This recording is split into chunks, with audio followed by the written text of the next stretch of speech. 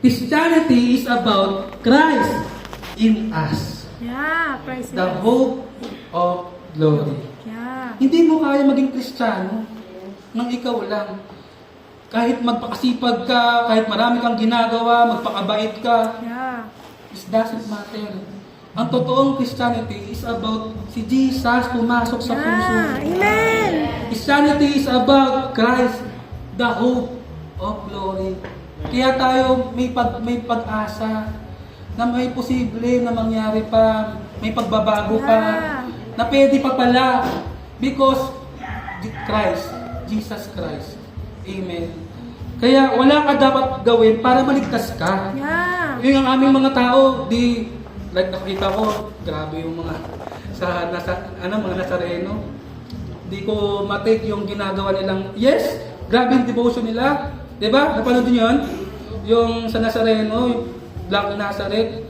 Pero nakikita mo, nasasaktan na, nagkakaroon na sila ng siksikan na sila doon. Kalugan ba ng Diyos yun? Masaktan ka, meron pa nga doon, nahihimatay. No, hindi nila alam ang ginagawa nila.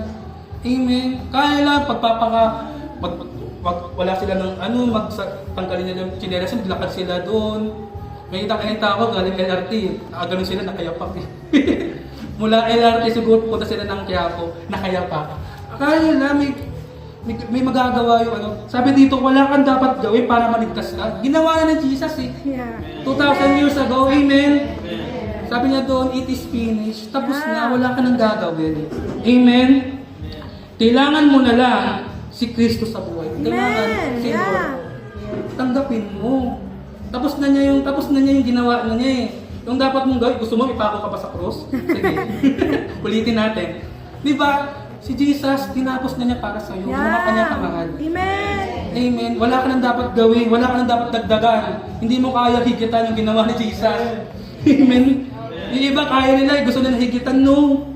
Amen. Amen. Kailangan mo lang si Kristo sa buhay mo. At ipasamuhay si Kristo sa buhay mo. Yeah. If you accept Jesus, mabuhay ka para kay Jesus. Ipasamuhay mo siya. Amen. Ang salita niya, mga tinuturo niya. Ganun ang pagiging Kristiyano. Amen? Amen. Kaya lagi sinasabi ni Mami Bishop, lagi natin ito naririnig ng buhay ko si Mami, mamatay ka na. Amen? Sabihin niyo mga ibang tao, mamatay ka na. Nung bago pa lang po ako sa church, nang narinig ko, di ko masabi. Sabi mo sa katabi mo, mamatay ka na. Mamatay ka na. Mamatay ka na. Uy.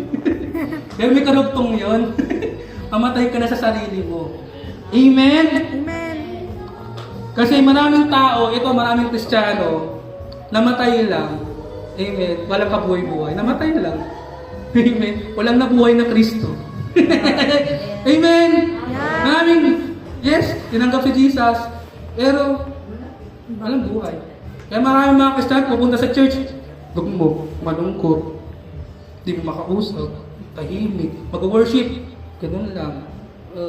Minsan, hirap pang taas ang kamay. Bakit walang kabuhay-buhay? Yeah. Amen. Sabi dito, mamatay na tayo sa sarili natin. Amen. Hindi na dapat tayo mabubuhay sa sarili natin, Kristo kundi na. si Kristo na ang mabuhay sa Amen. atin. Amen po ba? Amen. Amen. Kaya, sabi dito, kailangan may mabuhay si Kristo. Kailangan mabuhay si Kristo sa'yo. Sabi mo sa katabi, kailangan mabuhay si Kristo sa'yo. Kailangan mabuhay si Kristo sa iyo. So, kalimutan mo na sarili mo. Itakwil mo na ang sarili. Because ang sarili, love niya yung sarili niya. Flesh, flesh, flesh. Pleasure, pleasure, pleasure. Yeah. Love myself, love myself. Yun ang gusto gawin. Walang iniisip ang sarili patungkol kay Lord. Mas pipiliin niya yung sarili niya. Pera, yan. Sarili yan. Flesh.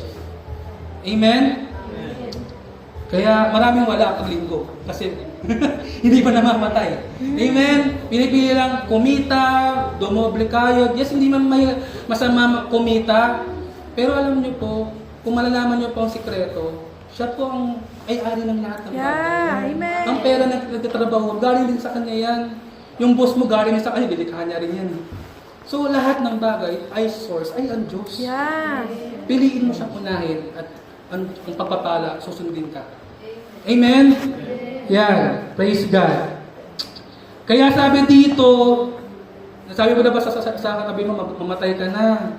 Hindi Hindi mamatay literal, baka hindi yun na.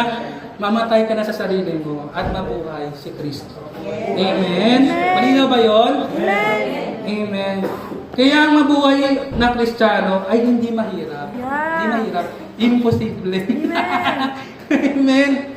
Day by day yan, hindi instant. Wow. Okay ka na. Mamatay ka na sa sarili mo. Kaya kailangan every Sunday, every day nagpe-pray tayo, every day nakikinig tayo ng Word of God. Kasi yun ang maintenance natin. Kung may maintenance yung mga matatanda, tayo rin mga Kristiyano. Amen. The Word of God is our food. Amen. Kaya sabi dito, ang hirap magpakabanal. Sabi ko nga dito, ang hirap, ang mabuhay ng Kristiyano hindi mahirap, imposible.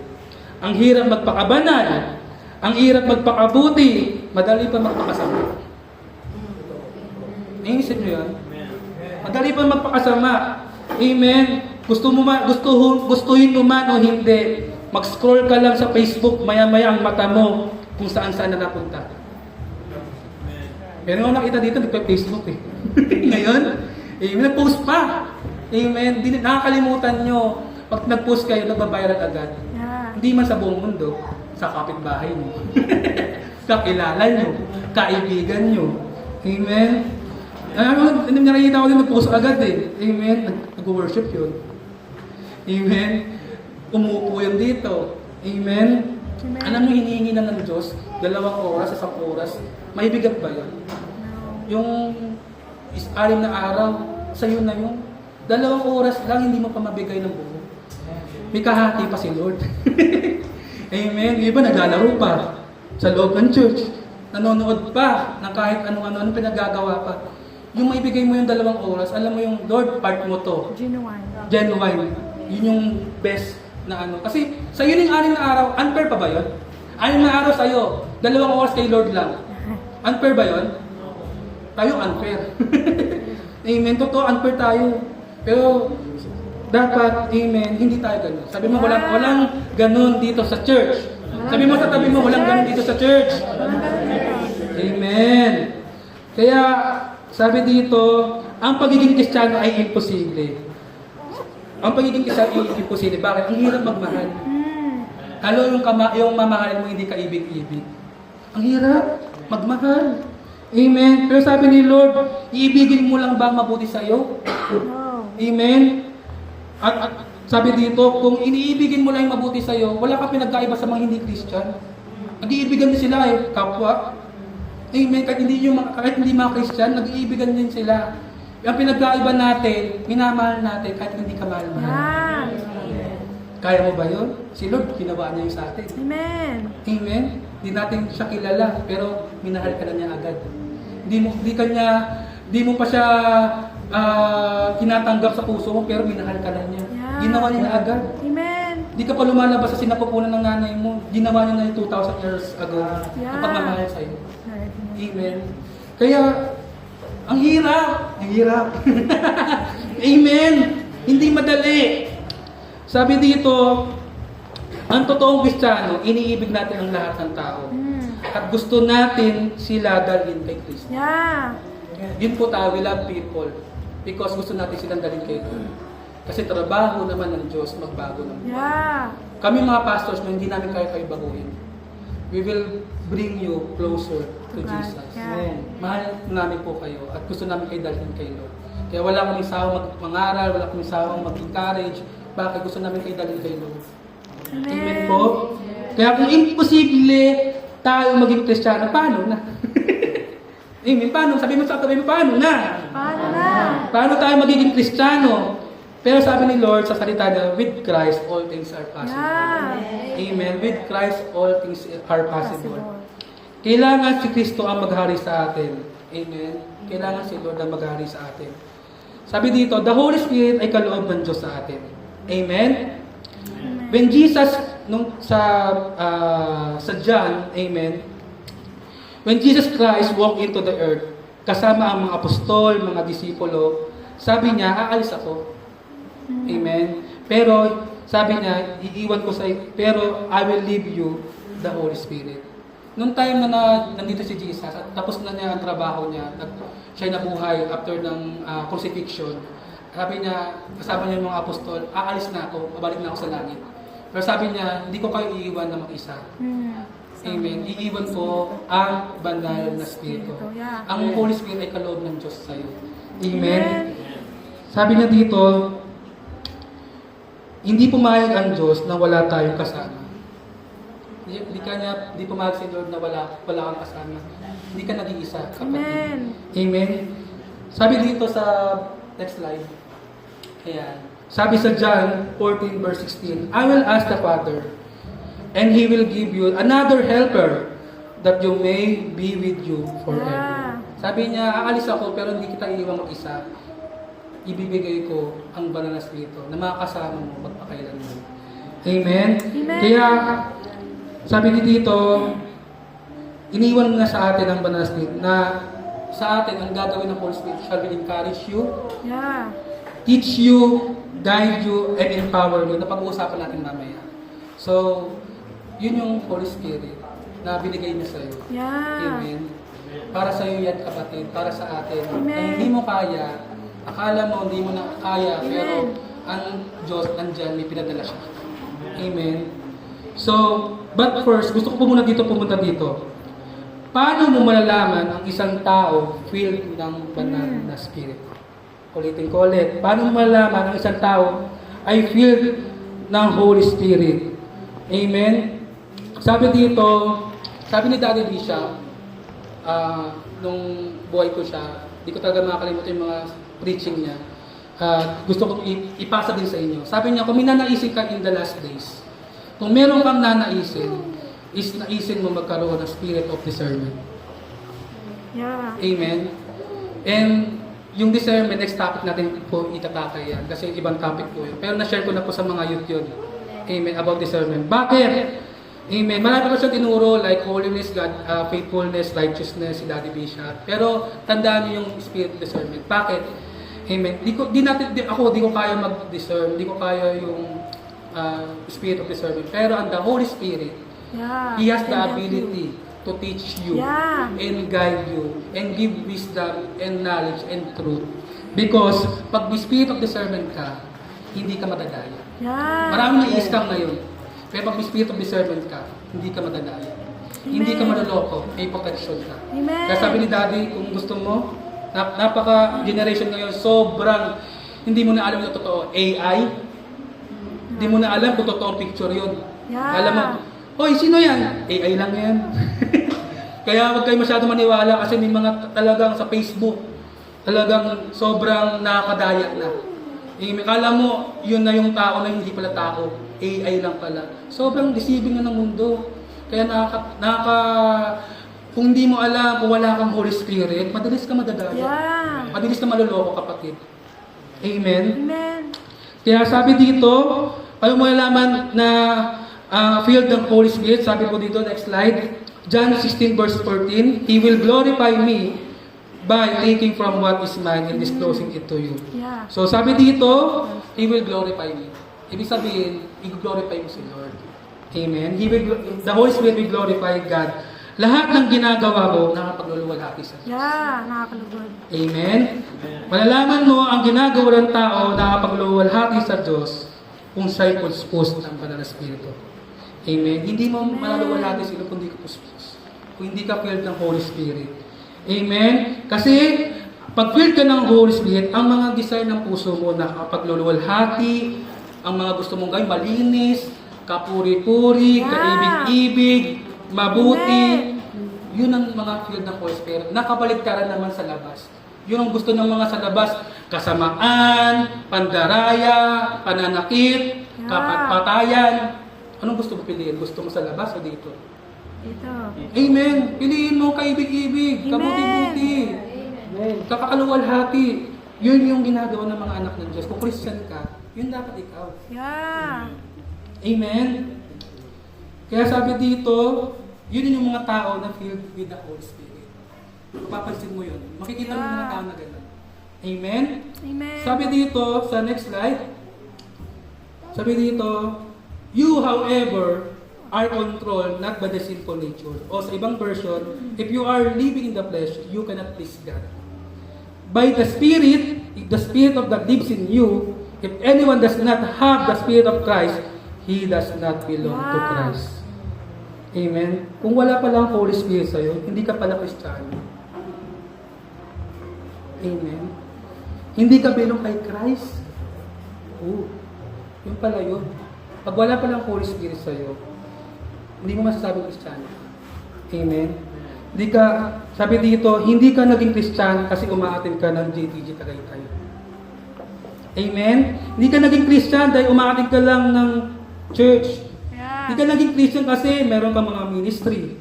Hindi ka naging Christian dahil may position ka o title. Or, ang magulang mo ay Kristiyano at nasa lineage na ang pagiging Kristiyano is doesn't matter. You can memorize the Bible, but you are not born again. Yeah. Like, memorizing mo yung Bible. Amen. Sabi dito,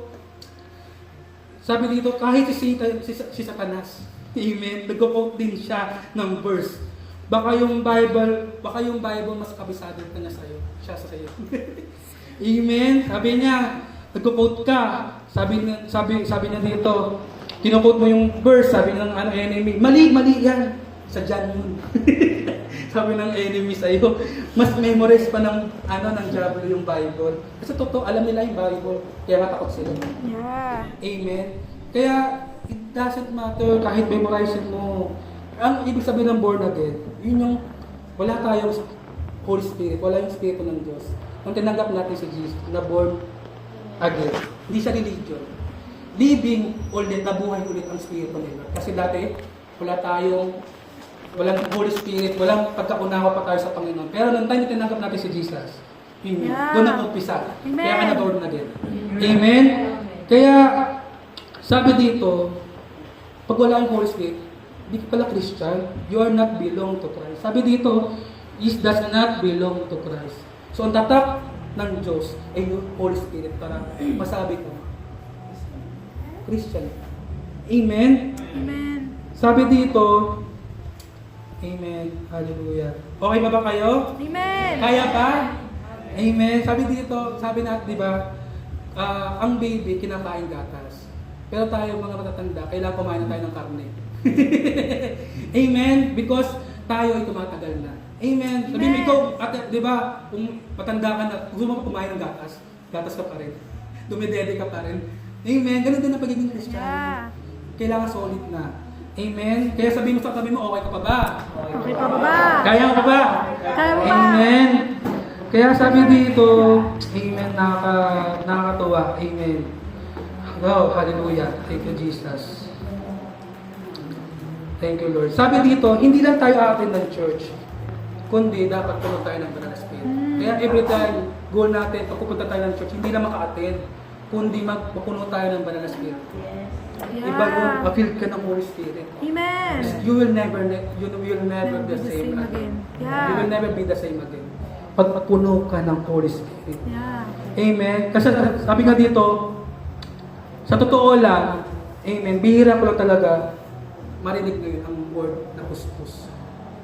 Ngayon, in this generation, wala na akong masyadong, bihira ko na marinig yung word na puspos. Amen po ba?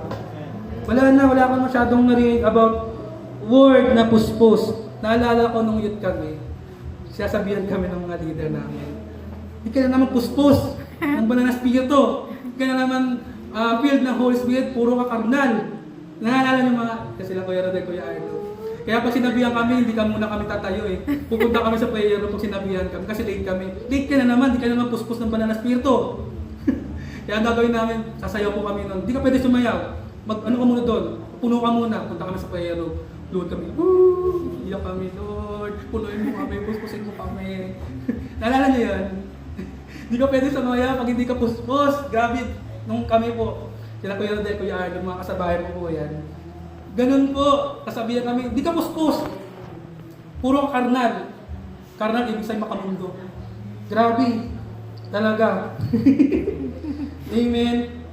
Pero, amen, sa mga young people, amen, parang pamilya kayo kasi alam siguro ngayon yun ang narinig yung about word na puspos. Para sa mga young people at mga bago, ibig sabihin ng puspos is filled with the Holy Spirit. Puno ng Banal na Espiritu.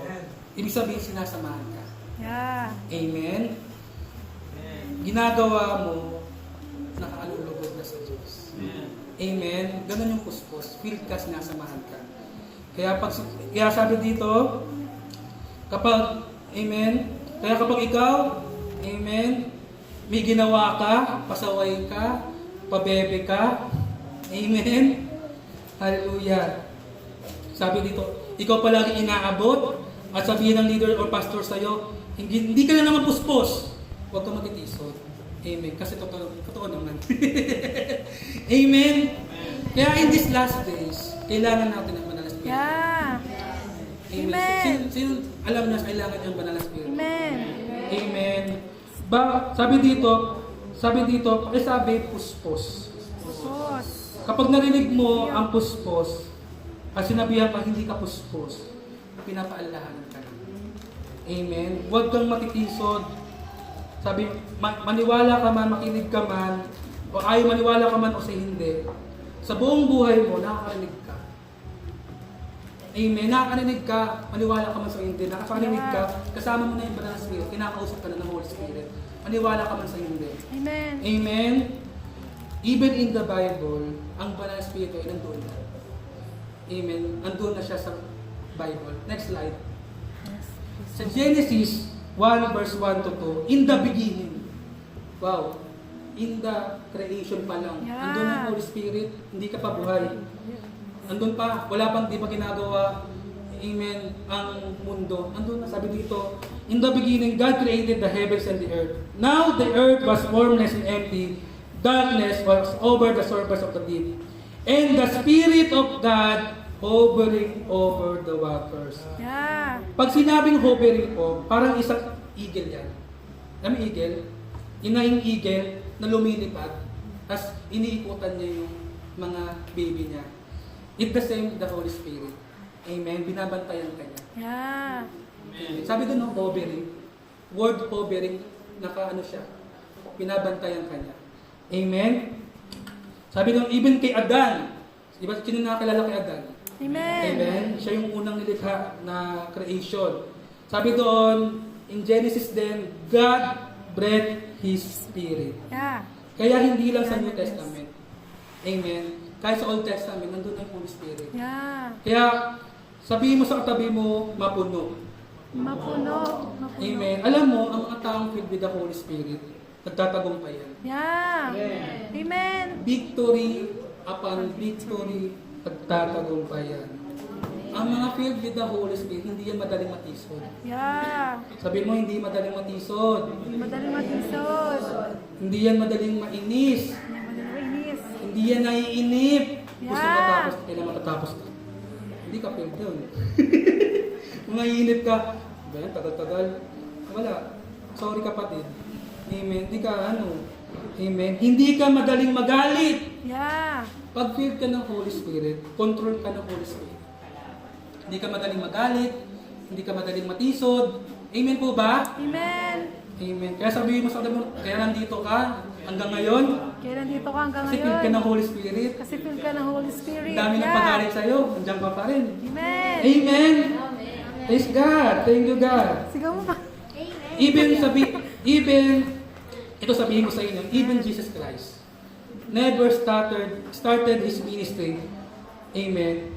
When He started His ministry, His formal ministry, at the age of 30, alam niyo yun ha, Bata pa. ginawa ni Jesus, even Jesus, bago niya gawin yung formal ministry niya, at the age of 30, amen. Sabi dito, siya ay binautismuhan ni John, sino? John? Oh, iba di alam. John the Baptist. Amen. Nandiyan pa ba kayo? Amen. Present pa ba ang isip natin? O yung isip natin, nasa labas na. Amen. I want na makatch nyo yung board ngayon. Yeah. Amen. Because the Holy Spirit is important. Amen. Napakahalaga ng Holy Spirit. Sabi dito, even Jesus, kahit si Lord, amen, bago gawin niya ang ministry, nagpabautismo muna siya. Sabi sa Luke 3 verse 21 to 23. Ayan, para mamabasa natin.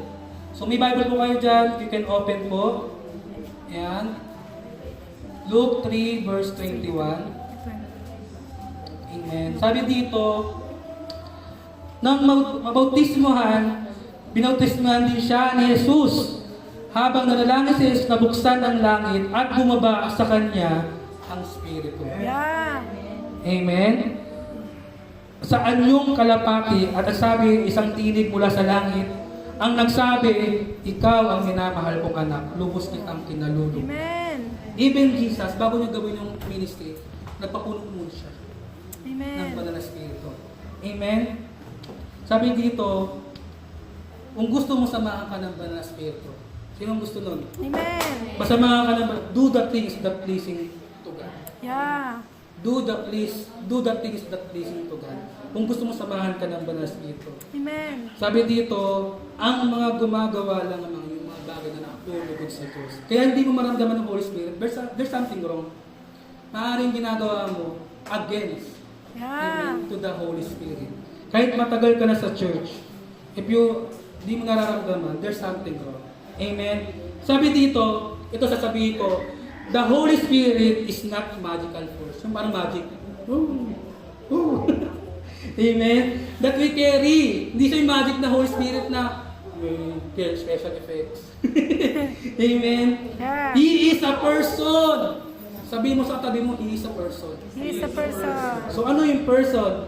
Ba't ko sinasabing person siya? Sabi ko sa Ephesians 4 verse 30, do not grieve the Holy Yeah. Spirit. Anong ibig sabihin ng grieve? Huwag mong sasaktan ang banal na Espiritu. Yeah. So, dito ko muna, i-discuss ko muna sa inyo ito. The Holy Spirit is alive. Amen? And well.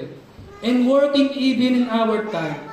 Even at this very moment, kung di ka sensitibo, nandito siya ngayon. Yeah. He is Amen. working at this very moment. Moment, yeah. Kinakausap ka niya ngayon.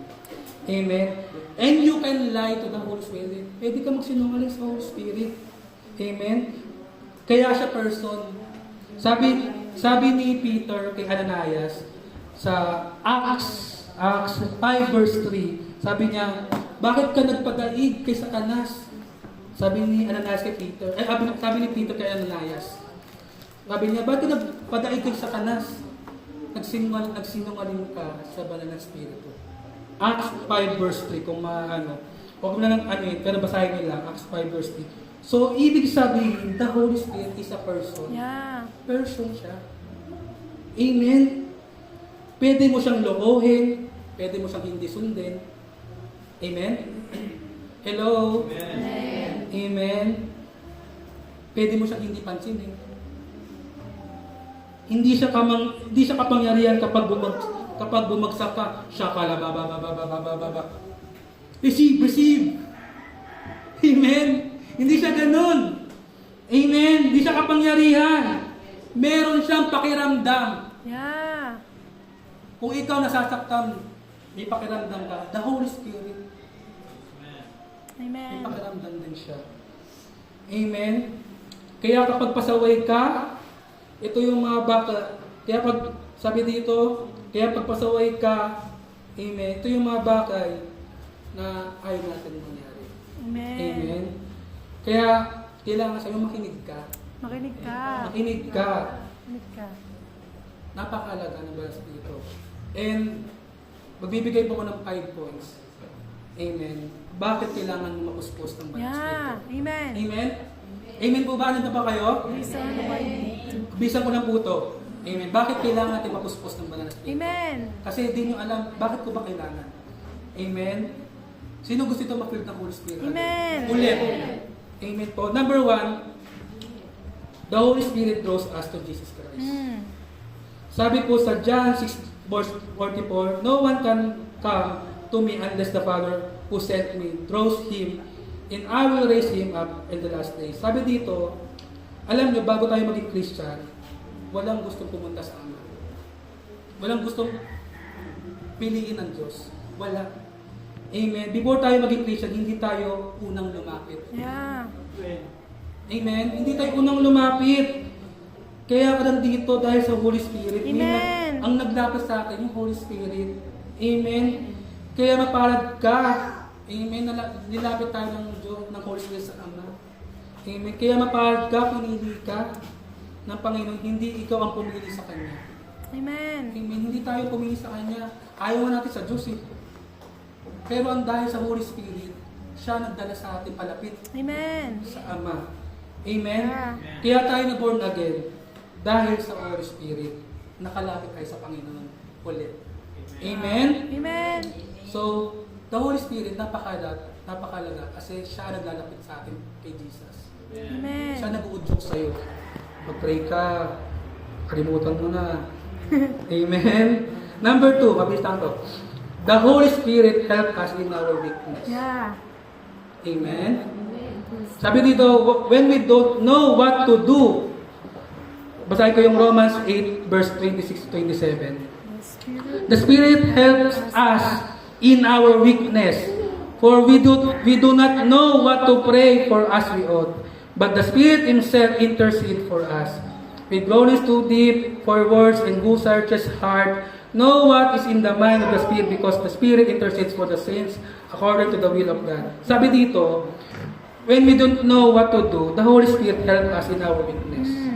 Pag hindi mo alam ang dapat mong gawin, hindi mo alam ang desisyonan mo, hindi mo alam paano i-pray, hindi mo alam kung paano ka magbabago, you ask the Holy Spirit. Yeah. Amen? Amen. Amen po. May kausap pa ba tayo? Nandyan pa ba kayo? Amen. Amen. Sabi nga natin, praise the Lord. Praise the Lord. Ayan. Wala akong naririnig eh. Parang, hindi ko na alam kung meron pa eh. Praise God. Sabi dito, you ask the Holy Spirit. Because the Holy Spirit will strengthen you. Yeah. When you don't know what to do, andyan ang Holy Spirit. Andyan siya. Andyan siya sa iyo. Amen? Sabi dito, wag mo nga lang siyang i-isnabin. Andyan yung Holy Spirit. Pero maraming mga Kristiyano, ini-isnab. Amen. Say amen nga yung mga minsan. Daming Christian. Amen. Rinig na nila ang sinasabi ng Diyos. Kaso walang pakialam ang iilan. Ngayon, iilan na lang ang may takot sa Diyos. Amen po? Amen. Ngayon, iilan na lang ang may takot sa Diyos. Maniwala kayo sa hindi. Pag mag-isa na lang yan sa kwarto, mag-isa na lang yan sa bahay, wala nakakakitang tao, ang dali-dali na magkasala. Kasi bakit? Hindi nila alam ang presensya ng Diyos. Kahit ka nasaan ka man, naroon siya. Yeah. Amen. Naroon siya. Ang Spirit na Lord, hindi lang dito paglinggo. Yeah. Amen. Hindi lang siya paglinggo lang. Pero kahit paglabas mo, andyan siya. Amen. Amen. Hallelujah. Kaya sabi dito, kaya lahat ng may takot sa Diyos, kahit anong lugar yan, gagawin niya yung tama. Kahit anong lugar yan, gagawin niya yung tama. Because kahit saan, nandiyan ang Holy Spirit. Amen. Bibigay ako ng example. Isipin mo, kasama mo lagi ang magulang mo. Tingnan ko lang, hindi ka maging matanyo. Amen. Nakatingin sa'yo lagi, di ba? Amen. Tingnan, yung mga anak, pag nandiyan yung magulang, kung di ka titino, lagi ka tinitignan ng magulang mo. Kung di ka titino. Pero kapag nawala na, sasabihin ng magulang, tamalengke lang ako, naka, alis lang ako 1 linggo. Amen. Isang linggo lang mawawala. Hala, party na yan. Party over. Amen. Come on. Amen. Hallelujah. Sabi dito, wala nang aral-aral. Amen. Kasi wala na yung presensya. Wala nang nakatingin. Amen po ba? Amen. Pero sabi dito, amen. Pero nakakalimutan natin ng Holy Spirit. Diyos siya. Yeah. Amen. Makapagtago pa sa tao, pero hindi sa Diyos. Amen. Di ka pwedeng mag-pretend. Pwede ka mag-pretend sa tao, pero sa Diyos hindi. Pwede ka magkunwari, pero sa Diyos hindi. Amen. Amen? Amen ba? Amen. Pero kaya mo sa Diyos kaya mo sa tao magtago, pero sa Diyos hindi. Because the Holy Spirit is God. Yeah. Nakikita ka niya. Amen. Kahit magtago ka sa pinakailalim ng lupa, nandun din siya. Sabi nga, pumunta mo na ako sa ilalim ng tubig, nandun ka. Sa pinataas ng langit, nandun ka. Paano ako makapagtago sa iyo? Yeah. Amen. Amen. Pero, sabi dito, huwag kayong matakot sa Holy Spirit. Kasi, sa panahon na nangihina ka, gusto ng diablo matakot ka sa Holy Spirit. Amen. Pero, sabi dito, kaya, pag natakot ka, i-ignore mo na yung Holy Spirit. Amen. Kaya sabi dito, sa panahon na nangihina ka, andyan ang Holy Spirit para palakasin. Yeah. Pagka matakot sa Holy Spirit, sabi na nga, the Holy Spirit help us in our weakness. Sa kahinaan mo, andyan siya. Amen. Hindi ka niya itataboy. Amen. Tutulungan ka nga niya eh. Amen. Kaya sabi dito, ang sasabihin ng Banal na Espiritu, anak, ito sasabihin ng Banal na Espiritu, tigilan mo na yan, anak. Huwag mo nang gawin yan. Yeah. Patayin mo na yan. Yung kapitbahay niyo. Joke lang. Patayin mo na yung pinapanood mo. Amen? Amen. Sabi niya, anak, mag-pray ka. Yeah. Sabi dito, He will help you in your weakness. How to pray? The Holy Spirit will teach us how to pray. Dati hindi tayo marunong mag-pray. Amen. Amen. Ako, nung nag-umpisa ako sa church, hindi ako marunong mag-pray. But the Holy Spirit, nung time na, matagal-tagal ka na, at the Holy Spirit, naiintindihan mo na, tinuturuan ka na niya mag-pray. Yeah. Kaya minsan, pag ganun yung bibig ko, dire-diretso ako mag-pray. Bakit? Dati, minimemorize mo pa, meron ka pa kodigo, mag-pray. Yung mga umpisa. Amen. Di ba? Yung time minsan, di ba? Pero nung time na natuto tayo, amen, the Holy Spirit, amen, siya nagturo sa atin. Hindi mo alam mag-pray, mag-pray ka lang because the Holy Spirit will teach you. Amen. Amen po. Number 3. Yan, number 3 na tayo. 5 lang to. The Holy Spirit the Holy Spirit will teach us. Tagalin yung help. Mali na, hindi ko nabura. The Holy Spirit will teach us. Sabi sa John 14 verse 26, but the Advocate, the Holy Spirit, whom the Father will send in my name, will teach you in all things. Amen. Ang Holy Spirit, ang magtuturo sa atin, yun yung magre-remove sa atin, magre-remove ng mga scales sa mga mata natin. Yung mga bagay na dapat natin makita, ay makikita na natin. Yeah. Amen. Yung mga dapat nating maramdaman, mararamdaman na natin. Amen. Yung mga bagay na dapat makonvict ka, makukonvict ka na. Amen. Amen. Yeah. Yung mga bagay nagbibigay-bingihan ka, maririnig mo na. Amen. Amen. So we can do what God wants us to do. The Holy Spirit will teach us. Amen. Sabi natin teach us. Teach us. Amen.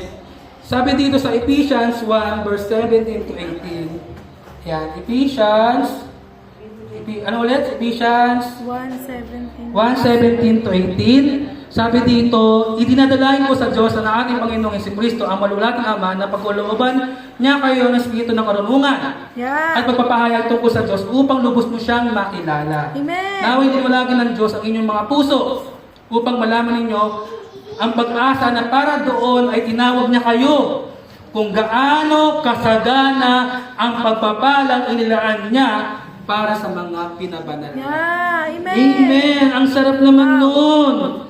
Wow! Ang sarap naman nun. Hallelujah! Sabi nga dito, ang Holy Spirit pala magre-reveal sa iyo kung ano ang pagkatawag mo. Amen? Amen. Hindi ka ma-confuse. Ano ba talaga pagkatawag sa akin? Iba dito, 10 taon na, 4 na taon ka na, 2 taon ka na, hanggang ngayon hindi mo pa alam ang pagkatawag sa iyo ng Diyos. Sabihin mo, mag-pray ka kasi. Pray ka kasi. Mag-pray ka sa Holy Spirit. Yeah. And the Holy Spirit ang mag-witness sa iyo. Sabi, nililiwanagan niya ang inyong isip. Yeah. Hindi mo lang papupuntahin sa isip mo, kundi pati sa puso mo. Amen. Kapag nakarating na sa puso mo, gagawin mo. Amen. Amen? Hindi puro isip lang. Liwanagin ang iyong isip hanggang sa gawin mo ang kalooban ng Panginoon. Amen. Yeah. Kaya sabi ni Lord, magiging malinaw sa iyo kasi niliwanagan ni Lord ang isip mo. Amen. Allow the Holy Spirit to teach you. Hindi mo alam lahat ba, mga kapatid? Hindi mo alam. Kaya allow the Holy Spirit na Lord turuan mo. Amen. Number 4. The Holy Spirit will remind us. Yeah. Amen. Ito ang hindi alam ng kadalasan. Trabaho ko ng Holy Spirit, i-remind ka. Amen. Sabihin mo, nagpapaalala. Nagpapaalala. Ulit, sabihin, nagpapaalala. Nagpapaalala. Yan. Pinapaalalahanan ka na. Patagal ka na pinapaalalahanan, kapatid, iwanan mo na yan. Amen. The Holy Spirit will remind that everything I said. Sabi sa John 14, verse 26, sabi niya, and I will remind you everything that I have told you. Sabi niya, I will remind you. The Holy Spirit will remind you. Amen. So, sabi niya, ipapaalala niya sa'yo. Pero ang ito ang problema. Sabi dito, walang ipapaalala sa'yo ang Holy Spirit kung wala ka namang alam. Amen? Ano ipapaalala niya sa'yo kung hindi mo naman alam? Amen? So, paano gagawin mo? Amen? Kung gusto mo mapuspos ng Banal na Espiritu, magbasa ka ng salita ng Diyos. Umatin ka ng church. Amen? Umatin ka ng mga discipleships. Umanap ko ng mga tao magtuturo sa'yo. Para pag alam mo na ang salita ng Diyos, and the Holy Spirit may i-remind na sa'yo. Amen. Kaya walang ma-remind sa'yo, kasi wala kang laman. Ano yung i-remind sa'yo? Hindi mo naman alam. Ang tanong, nagbabasa ba tayo ng Word of God? Kaya pag dumating ang pagsubok, anong gagawin ko? Ano Lord? Hindi ko na alam. Amen. Amen. Kasi nga, anong i-remind sa'yo ni Lord? Walang laman. Kaya sabihin mo, magbasa. Magbasa. Amen. Magbasa ng salita ng Diyos. Hindi magbasa lang ng diary. Anong tawag doon? Yung mga, Wattpad. Yun. Hindi lang magbasa ng Wattpad. Amen. Pag-ibig ng ibang tao, pinapakilaman mo. Amen. Sabi dito, umattend ka ng mga discipleships. Sabi niya dito, mag-take notes ka. Amen. Sabi dito, pag linggo, be present and your mind be present din. Para kumilos